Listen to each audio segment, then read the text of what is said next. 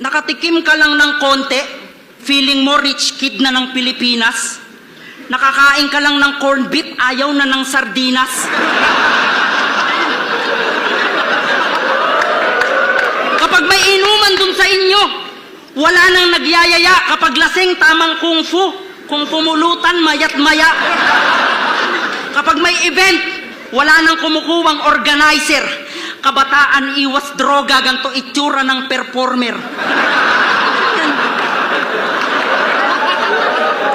Alam naming di ka adik, sadya ka lang mukhang lulong. Pero ang sarap mong ikulong, ipasundot sa bata ng tingting sa ilong. Pero, wag kayo. Ito na siguro yung tamang panahon para malaman mo yung totoo. Nirep yung nanay mo sa gubat, kaya ganyan itsura mo.